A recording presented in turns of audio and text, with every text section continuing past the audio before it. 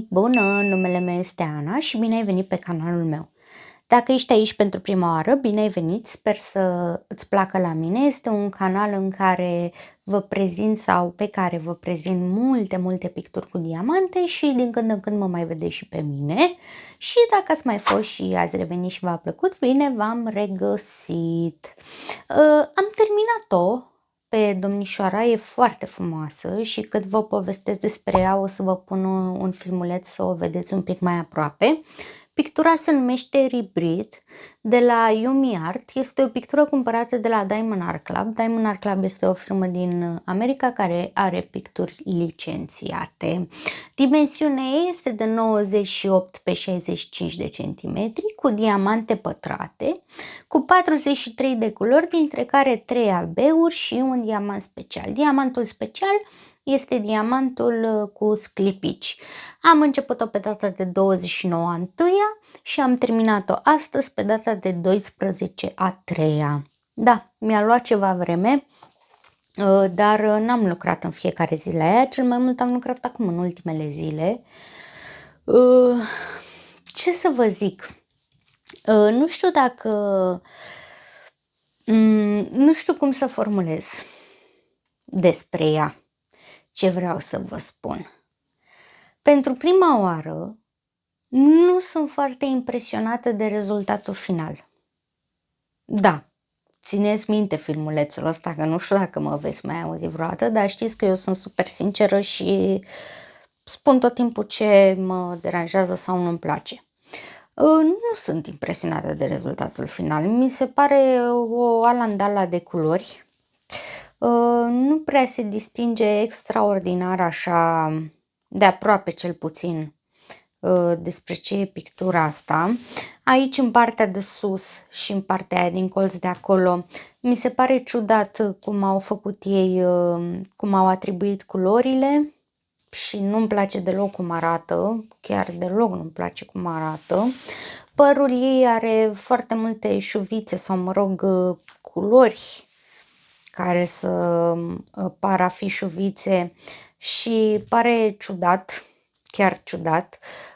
Plantele de pe fața ei, pentru că ea practic respiră din oxigen, respiră plante și mă rog oxigenul din plante și pe fața ei s-ar întinde alte plante. Mi se pare ciudat cum arată, repet, cel puțin de aproape.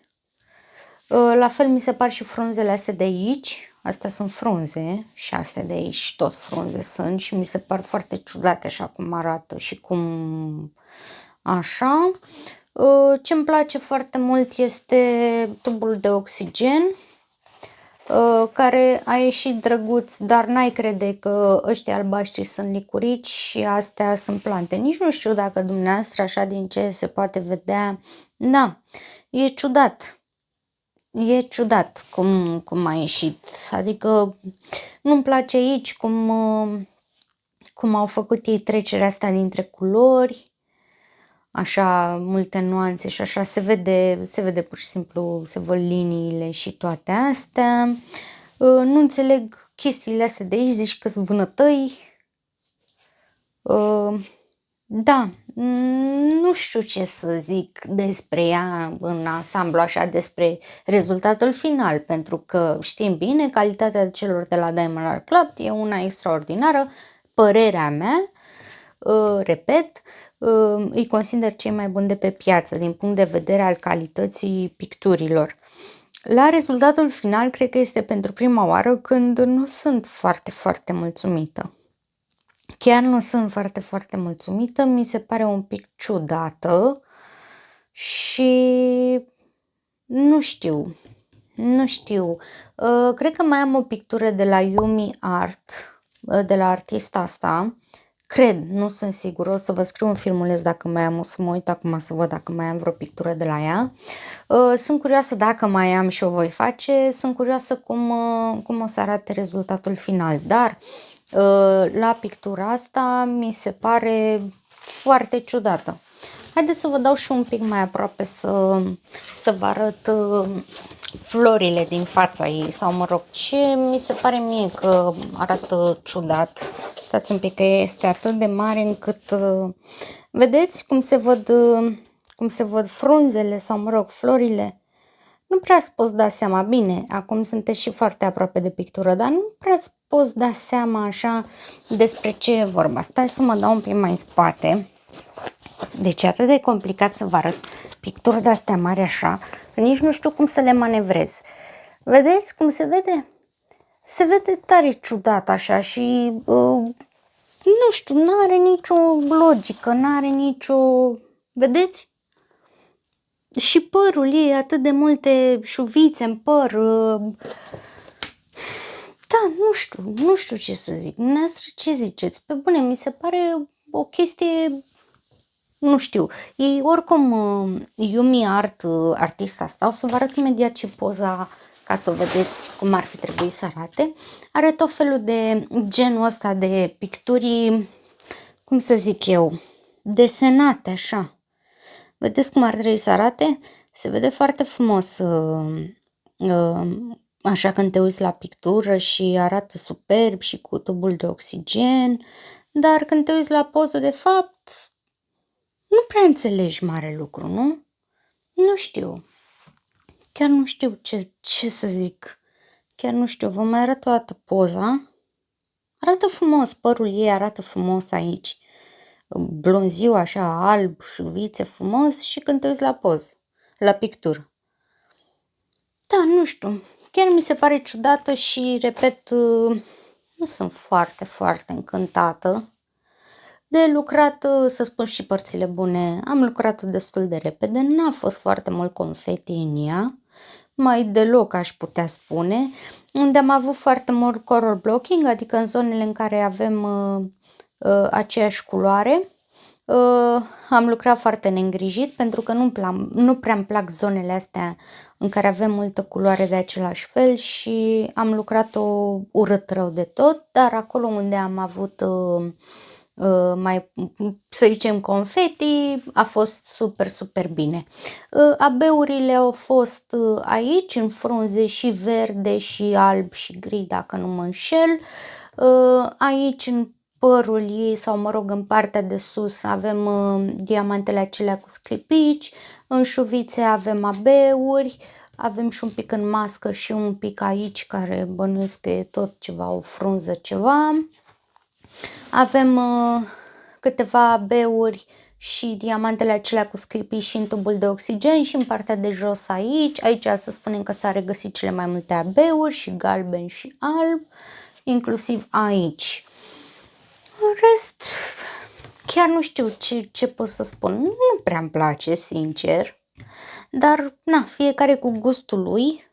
Ăsta e gustul meu și eu vă spun, na, că sunt ale mele și eu le lucrez și vă spun părerea mea sinceră despre ele, că n-am ce să vă zic altceva. Haideți să vă arăt și câte diamante mi-au rămas. Au fost foarte, foarte statice și am avut așa o bătaie de cap în plus cu ele. Astea sunt diamantele care mi-au rămas și am mai observat, nu mai știu la care culoare,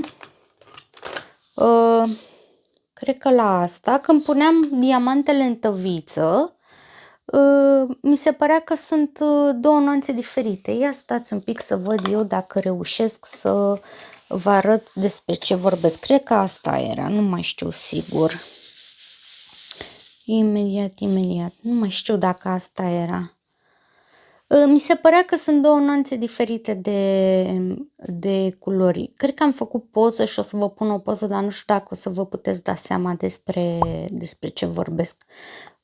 Așa mi s-a părut mie la momentul ăla și am zis să pozez.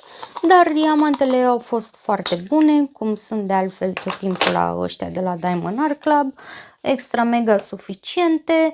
Să vă arăt și gunoiul, că îmi place să vi-l arăt tot timpul și mie îmi place să-l strâng. Cam ăsta e gunoiul din diamante. 45 de culori la o pictură de 98 de centimetri. Eu zic că e foarte, foarte bine. A fost minimul de gunoi. Așa că, da, ce să zic. Diamantele ok, mi-a rămas și din acesta cu sclipiș, de vi l-am arătat eu, verdele acesta, pe care l-am regăsit mai mult în frunze și în partea verde acolo, da, așa presărate cât de cât. Avem și abeul gri, sau mă rog, crem, nu știu, e crem, nu e gri. Am și abe galben.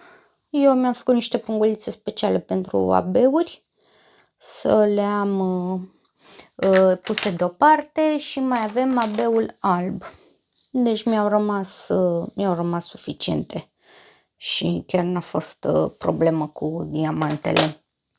Deci da, pe lângă faptul că, repet, mi-a luat foarte mult timp tocmai pentru că nu am lucrat în fiecare zi la ea, am mers destul de repede, dar cum vedeți, rezultatul final pentru mine nu e ce trebuie. Nu știu acum, dumneavoastră ce părere aveți, ce ziceți despre ea.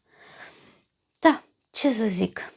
Aștept să o lucrez pe următoarea, sper să fie mai reușită decât asta și rezultatul să arate mult, mult mai bine. Deci da, pentru prima oară în viața mea pot să spun că cei de la Diamond Art Club, în materie de rezultat final, un picuț m-au dezamăgit. Dar e ok, mergem mai departe, ce să facem acum, dar nu pot să o arunc. Cum ar fi să arunc pictura asta doar că nu-mi place mie, nu știu ce la ea. Serios. Da, nu, e foarte frumoasă, culorile sunt frumoase, îmi plac culorile astea maro, verde, cremă, e o combinație foarte mișto de culori și da, ce să zic, asta este pictura. Dacă v-a plăcut, puteți să-mi dați și mie un like sau dacă vă place pictura, e gratis. Dacă n-ați făcut-o deja și vreți să mă vedeți mai departe, puteți să-mi dați și un subscribe în partea dreaptă jos, e gratis și el.